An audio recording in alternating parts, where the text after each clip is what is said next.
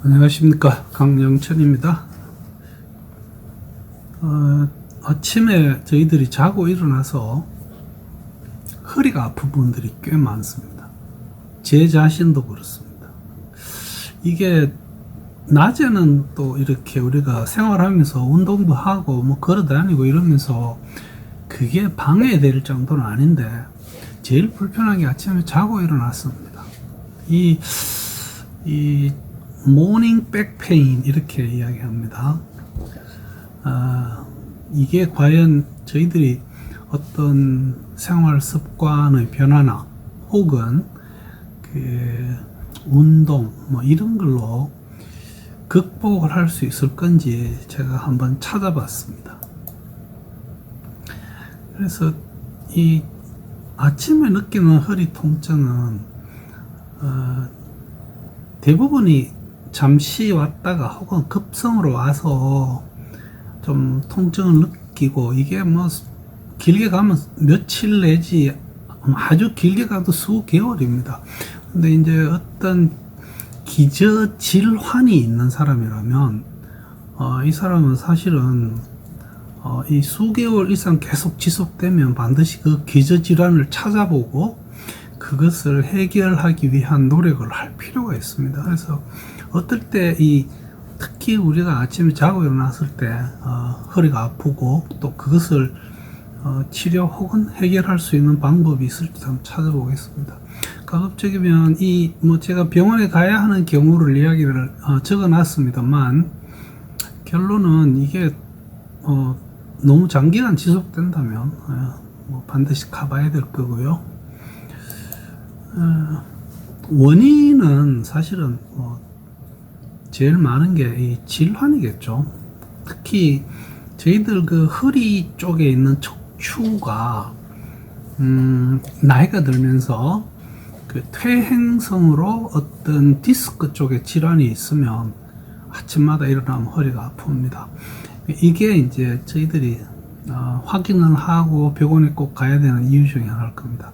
그 이외에 섬유 근육통이라고 하는 이상한 병도 있습니다. 이것도 하나의 질환인데요. 저희들이 흔히 많은 분들이 근막 통증 증후군 뭐 이렇게 부르는 거하고 같은 질환입니다. 내가 오늘 운동을 너무 많이 하고 너무 심하게 하고 그 다음날 아침에 일어나서 허리가 아픈 거는 어찌 보면 당연한 거죠. 잘 자고 아침에 일어날 때 자세라든지 뭐 일어나는 요령을 잘못해서 허리가 삐끗할 수 있습니다. 이것도 우리가 염두에 두고 사실은 침대에서 일어나는 어떤 습관, 요령 이런 것을 바꿀 필요가 있습니다. 그 매트리스에 좀 문제가 있으면 당연히 아플 거고요. 우리 조상님들부터 제 어릴 때까지도 이 매트리스라는 것보다는 그냥 밑에 가는 요라는 개념이었죠. 근데 요즘은 아마 대부분 사람들이 작은 침대나 심지어는 방바닥에 자더라도 어떤 종류의 매트리스를 깔고 잡니다. 그래서 그게 우리가 옛날 말하던 요하고는 좀 다르죠. 더 두텁습니다. 두터우면 저희들이 거기에 계속 누워서 자면 그 매트리스의 변형이 오게 될 겁니다. 그 사용하는 베개요. 이거 혹은 방석 같은 걸 이용하는 분도 있고 한데 이것도 내 목에 잘 맞춰야 되고 이 목이 불편해지면서 허리까지 당연히 불편해집니다. 그 다음에 그 임신하신 분들은 아침에 보통 자고 나서 허리가 아픕니다. 이분들은 그 아침뿐만이 아니라 그 낮 시간에도 허리 통증을 느끼게 되죠. 그래서 이런 것들을 몇 가지 보면서 어떻게 우리가 해결할 수 있을지 한번 찾아보겠습니다. 우선 이 디스크요. 우리가 추간판이라고 합니다. 척추 사이에 있는 판이죠. 이 판이 디스크입니다. 이게 꼭 무슨 빠져나오는 그런 탈출증이 아니라도 나이가 들어가면서 생기는 이 퇴행성 질환은 여러 가지가 있습니다. 그냥 소개를 해드리자면 그 영어로 이걸 DDD라고 합니다. Degenerative Disc Disease고요. 이거를 뭐 스파인의 척추의 관절염하고 뭐 비슷한 말로 사용하고 있습니다. 결국은 wear and tear입니다. 이게 세월이 지나면서 마모가 되는 거죠.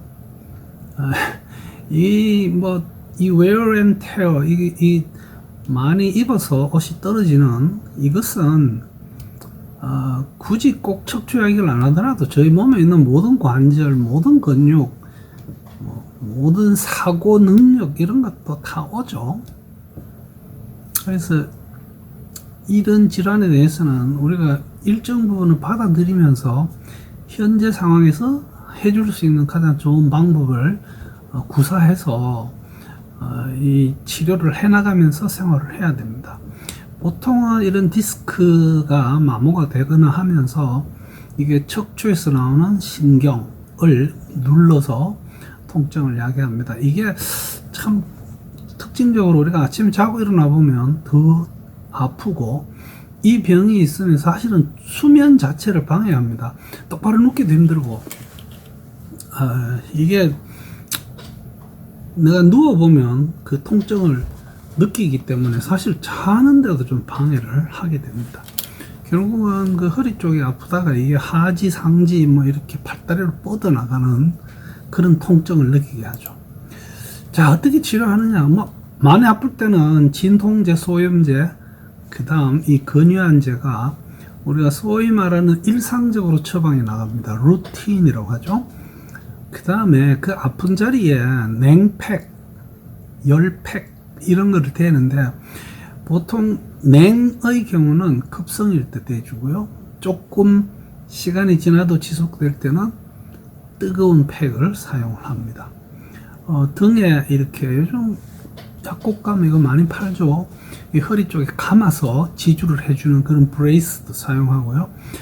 병원에 가서 물리치료 받아보면 많이 시원해집니다. 그 이외에 우리나라에는 이 침술을 많이 사용하고 실제로 효과를 보고 있습니다. 그 깊은 내용은 저는 모르지만 분명히 도움을 주고 있습니다. 이 섬유 근육통 이야기입니다. 이게 그 번역을 하여 이런데요. 이게 영어로 파이브로, 이게 섬유고요. 마이알지아는 근육통입니다. 우리가 근막통증 증후군이라고 해서 혹시 족저근막염이라고 들어봤을 거예요. 이게 결국은 근육을 사고 있는 근막, 거기에 통증을 느낀다는 뜻인데, 사실 이 섬유 근육통은 근육이 있는 곳 어디나 올 수 있습니다. 지금 개인적으로 이 발바닥에 오는 이 족저근막염이라고 하는 괴상막직한 병을 지금 살면서 한 3차례 느꼈습니다. 그 중에 한 번은 테니스 시합을 앞두고, 그게 아침에 일어나니까 왔는데, 정형외과 하는 그 선배한테 이야기해가지고 발바닥에 스테로이드와 진통제 이런 거를 주사를 맞고, 이게 그 진통제도 거의 국소 마취제를 줍니다. 그래서 그날 6개의 테니스 시합을 다 뛴 기억도 있습니다. 섬유 근육통의 증상 당연히 아픈 거 이외에도요, 사람이 이게 심할 때 되게 피곤해집니다. 그러면서 기억, 집중력 이런 게 저하가 됩니다. 그 이유는 한쪽이 심하게 아프면요, 그것 때문에 어떤 다른 부분이 힘들어지는 그거하고 같습니다. 두통을 느끼는 사람이 많고, 이 섬유 근육통이 왔을 때는 속이 안 좋아집니다. 이 위장관에도 장애가 오고요. 당연히 이 팔, 다리에 저림이나 혹은 무딤 같은 게 동반하게 됩니다. 치료하는 방법은 역시 그 약이 진통제, 소염제가 기본으로 들어갈 거고요. 우리의 어떤 라이프 스타일에 좀 변화를 주는 게 중요합니다. 그래서 운동도 적당하게 해줘야 되고, 식단도 건강하게 차려야 돼. 이거는 뭐, 이 식단을 차려주시는 그 여러분들의 부모님이나 와이프나 아니면 본인 직접 하는 뭐 이 여기에서 사실 이 식단을 차리는 되게 중요합니다. 그 다음에 내가 작업하고 있는 환경에 대한 어떤 변화도 필요합니다. 발바닥의 예만 들면 이 발바닥이 너무 부담이 가는 그런 곳에서 일하시는 분들은 엄청 조심해야 됩니다. 보조적인 요법으로 마사지도 도움이 되고요. 특히 허리 쪽은 많이 그렇죠. 그 다음에 침술, 지압 도움이 됩니다. 내가 자고 일어났습니다. 바로 일어나지 말고 몸을 좀 스트레칭을 하고 일어나는 게 좋습니다. 그러면 그 스트레칭을 하는 방법 중에서 이게 보일라나 이 무릎을 이렇게 해서 가슴 쪽으로 가져오는 이런 스트레칭이 상당히 허리를 편하게 해줍니다. 그런가 하면 팔을 이렇게 풀고 양쪽 다 이렇게 좀 여러 차례 해줄 필요가 있을 때 해보면 확실한 도움이 됩니다. 침실도 좀 편안하게 온도를 유지하시고요. 제 경우 같으면 방을 차게 해서 잡니다. 그래야지 제가 코가 편하기 때문에. 그러나 방이 너무 추우면 내가 자면서 움츠리면서 이것이 근육을 긴장시키고 허리의 통증을 야기할 수 있습니다. 벽에 방석 이런 것 잘 사용해 주시면 통증 관리에 도움이 됩니다. 이 전날 과도한 운동을 하는 경우는 뭐 솔직히 저도 이 젊은 시절에 많이 저지른 그 실수 중에 하나이긴 합니다. 이 한자가 과유불급입니다. 참 좋은 말이죠. 너무 지나친 것은 모자라만 못하다는데 미국 애들은 이런 표현을 쓰더라고요. Nothing is good in excess. 지나쳐서 좋을 건 없다. 이 말을 한 사람도 이게 그 어떤 문학적인 기록에 남아 있습니다. 그런가 하면 요즘 이 말에 대항해서 적당하게 해서 좋은 건 없다. 우리가 지나치게 어떤 노력을 하지 않으면 발전이 없다. 또 이런 명언도 돌아다니고 있습니다. 운동 중 혹은 운동하고 나서 그 자세를 잘 유지해야 됩니다. 특히 운동할 때 허리 쪽에 부담이 덜 가게끔 자세를 잘 잡아줘야 될 거고요. 운동을 시작할 때 천천히 부드럽게 시작해서 강도를 점차 올려갑니다. 이것도 운동 마칠 때도 점점 좀 강도를 낮춰서 근육을 풀어주는 게 아주 중요합니다. 치료는 이 과도한 운동으로 온 어떤 근육의 긴장에 의한 경우는 냉팩, 열팩, 진통 소염제 다 도움이 됩니다. 우리가 침대에서 일어날 때 벌떡벌떡 일어나면 안 됩니다. 특히 나이 드신 분들은 근육의 긴장이 잘 야기되기 때문에 천천히 일어나야 되고, 경우에 따라서는 침대에서 떨어지는 경우도 허리를 다칠 수 있습니다. 그래서 일어나는 요령은 우리가 침대 쪽으로 몸을 침대의 모서리로 일어나서 살짝 옮긴 다음에 이 양팔로 내 몸을 이렇게 잡고요, 다리를 침대 밑으로 내려줍니다. 그러고 잠깐 있다가 서야 됩니다. 이것도 꽤 많은, 특히 노인에서는 꽤 많은 사고를 일으키는 것이 침대에서 일어나는 요령입니다. 잠자는 자세도 아주 중요하죠. 여기 지금 뭐 그 수면 자세가 뭐 지금 여기만 해도 12개가 나와 있습니다. 이 사람마다 다 조금씩 다른데, 우선 바로 누워서 자는 분들은 무릎 아래 베개를 대줘야 됩니다. 무릎 밑입니다.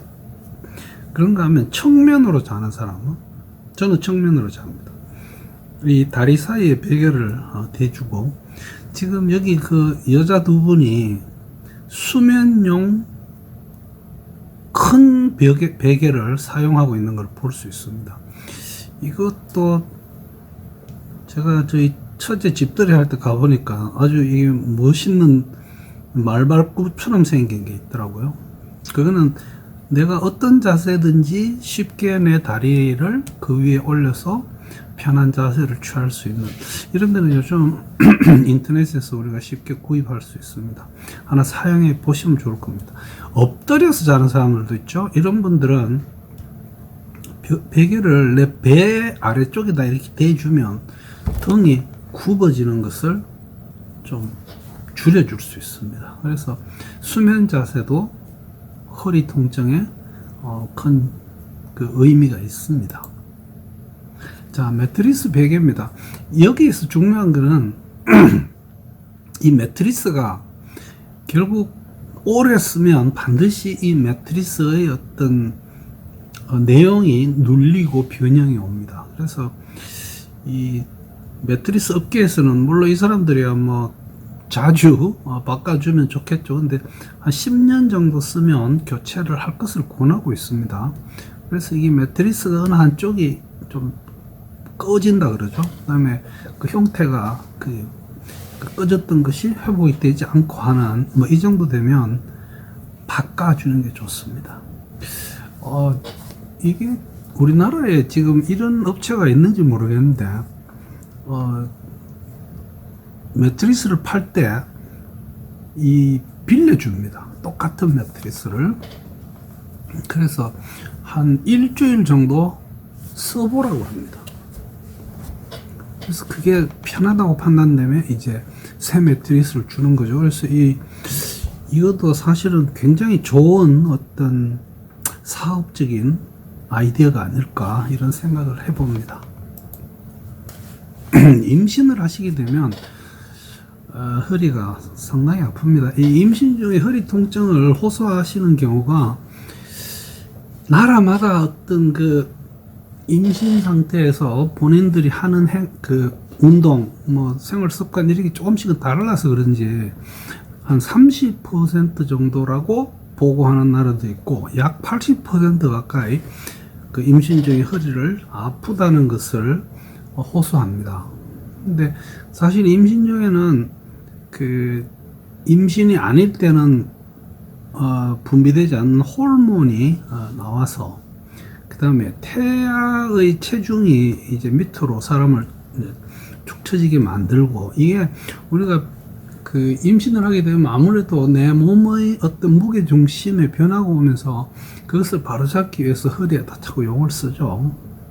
근데 이 임신 때 아픈 허리도 잘 자세를 잡는다든지 그 다음에 임신 때도 적당한 운동을 해줘야 됩니다. 이렇게 하면 통증이 감소될 수 있습니다. 그러나 어떤 짓을 해도 임신 중에 아픈 허리를 완전히 없애지는 못하는 것 같다가 현재까지의 결론입니다.